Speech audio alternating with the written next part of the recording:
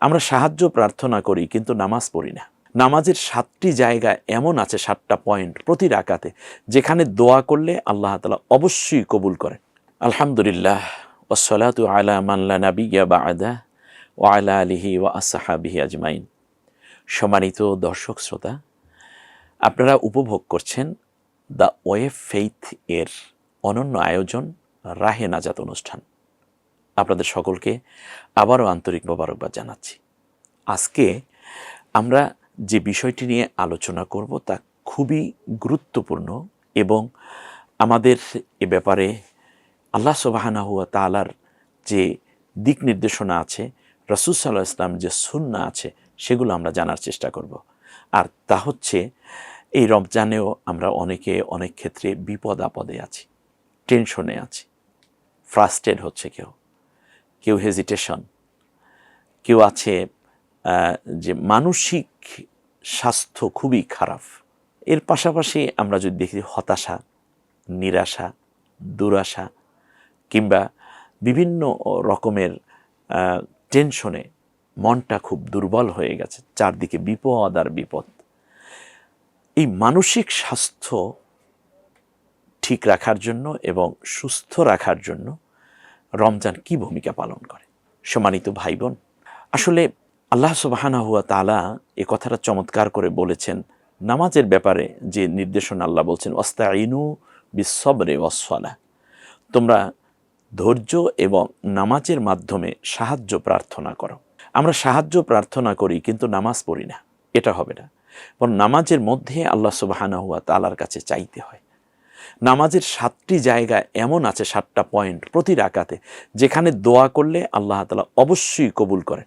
অতএব নামাজের বাইরে দোয়া করার চেয়ে নামাজের ভিতরে থেকেই আমরা সেজদায় পড়ে দোয়া করব, 2 সেজদার মাঝখানে দোয়া করব, সামি আল্লাহু লিমান হামিদা বলে যখন দাঁড়াবো তখন আল্লাহর কাছে দোয়া করব, রুকুর তাসবিহ শেষ করে আমরা আল্লাহর কাছে চাইতে পারি, এরপর সেজদার তাসবিহ শেষ করে আল্লাহর কাছে আমরা চাইতে। ফরজ নামাজ না হলে নফল নামাজগুলোতে আমরা বাংলায় আল্লাহর কাছে দোয়া করতে পারি, আল্লাহর সাথে সম্পর্ক। এখন রোজা কিভাবে আমাদেরকে আল্লাহ তাআলার কাছে এই মানসিক স্বাস্থ্যকে ভালো রাখতে পারে? 1 নম্বর, সেটা হচ্ছে রোজা মূলত মানুষকে কোঅপারেটিভ করে গড়ে তোলে, একে অন্যের প্রতি দয়ালু করে গড়ে তোলে। এজন্য রমজান মাসেই বেশিরভাগ মানুষ জাকাত প্রদান করে থাকে। আপনার টেনশন অর্থের হলে ধনীর প্রতি আছে আপনার হক, অফি আমওয়ালিহিম হাক্কুল লিসাইলি ওয়াল মাহরুম, দরিদ্র মানুষের, বঞ্চিতদের হক আছে ওই ধনীদের মধ্যে। ধনীদেরকে আল্লাহ তাআলা একই ক্যাটাগরিতে ফরজ রোজা রাখার নির্দেশ দিলেন, গরিবের মতো, মধ্যবিত্তের মতো। মোমেন হলে সকলেরই রোজা ফরজ। এখন কি হলো, যেন ধনী ব্যক্তিটি বুঝতে পারেন যে ক্ষুধার যন্ত্রণা কি, টেনশন হলে কি হয়, এটা যেন সে বুঝতে পারে। এজন্য তাকেও আল্লাহ তাআলা বোঝাচ্ছেন যে তুমি আমার দরিদ্র বান্দাবান্দির অবস্থাটা বুঝো। তৃতীয়, সেটা হচ্ছে রোজাদারের দোয়া কবুল হতে থাকে। রাসূল সাল্লাল্লাহু আলাইহি ওয়াসাল্লাম বলেছেন, রোজাদার যখন ঘুমায় সেটাও তার তাসবিহ তাহলিলের সওয়াব আল্লাহ তাআলা দান করেন। সুবহানাল্লাহি ওয়া বিহামদিহি।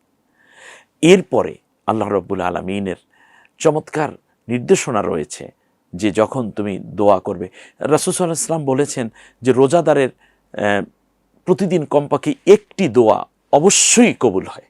কমপক্ষে একটি দোয়া। আপনি আজকে একটা দোয়া করুন আল্লাহ তাআলার কাছে।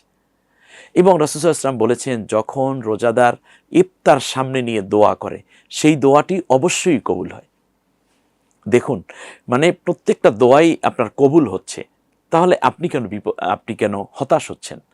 আর বিপদ তো আসবেই। আল্লাহ কোরআনে বলেছেন, আমি আল্লাহ যখন যাকে বেশি ভালোবাসি তখন তাকে একটু বিপদ দিয়ে পরীক্ষা করি। আল্লাহ নবী সাল্লাল্লাহু আলাইহি ওয়াসাল্লাম বলেছেন যে এই পৃথিবীতে আসাদ্দুন নাসি বালা আন আল আম্বিয়া সুম্মা সলিহুনা সুম্মাল আমসালু ফাল আমসাল। এই পৃথিবীতে সবচেয়ে বেশি বিপদগ্রস্ত হয়েছে নবীগণ। সুবহানাল্লাহ। আপনি চিন্তা করতে পারেন, মক্কার জীবনে আমাদের নবী মুহাম্মদ সাল্লাল্লাহু আলাইহি ওয়াসাল্লাম তার স্ত্রী হারালেন, চাচা হারালেন, মা হারালেন, বাবা হারালেন আগে। এরপর কাফেরেরা তাকে কত অত্যাচার করলো, নির্যাতন করলো, কত গালিগালাজ করলো। নিজের সন্তান তাও হারালেন মক্কায়, মাত্র 4টা কন্যা সন্তান, বাকি 2 সন্তান পুত্র সন্তান তাও মারা গেল। এরপরে কাফেররা মেরে ফেলতে চাইল, নবীজি মদিনায় হিজরত করলেন, পথিমধ্যে সাওর পাহাড়ে, বলুন তো কত টেনশন তার। উপরে কাফেররা দেখতে পাচ্ছে, তখনও নবী বললেন লা তাহজান ইন্নাল্লাহা মাআনা, আবু বকর চিন্তা করো না, আমি ধৈর্য ধারণ করেছি, আমি অত টেনশন করি না, কারণ আল্লাহ আমাকে তৈরি করেছেন, যে যতদিন আল্লাহ বাঁচিয়ে রাখবেন ততদিন আমি বাঁচব, আমার হারাবার কিছু নাই। মমিন জীবনটাকে আল্লাহ তাআলা কিনে নিয়েছেন জান্নাতের বিনিময়, মমিনের জান এবং মাল আল্লাহ জান্নাতের বিনিময় কিনে নিয়েছেন। ইন্নাল্লাহা আশতারা মিনাল মুমিনিনা আনফুসাহুম ওয়া আমওয়ালাহুম বিআন্না লাহুমুল জান্নাহ, জান্নাতের বিনিময়ে মমিনের কাছ থেকে জান এবং মাল আল্লাহ ক্রয় করে নিয়েছেন। অতএব আপনার এত টেনশন কিসের?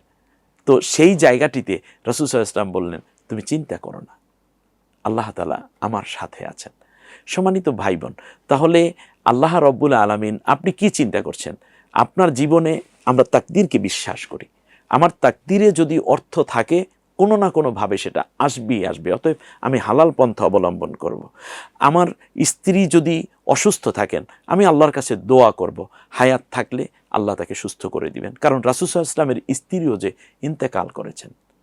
এই পৃথিবীতে বহু নবীকে আল্লাহ বহুভাবে পরীক্ষা করেছেন, তাই বলে তারা তো কখনোই হতাশা হন নাই, তারা তো কোনো হতাশ হননি। তা রমজানে আপনি আল্লাহর হয়ে গেলেন, এই মুহূর্তে আপনি দোয়া করা ছাড়া আপনার কি আছে?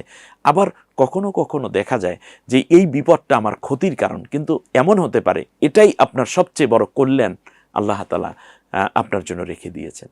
অতএব আপনি অকল্যাণ মনে করবেন, অল কদরে খয়রিহি অশাররিহি মিনাল্লাহি তাআলা। আমরা জানি যে আমাদের ভালো মন্দ যা হয় আল্লাহ তাআলার তরফ থেকে হয়।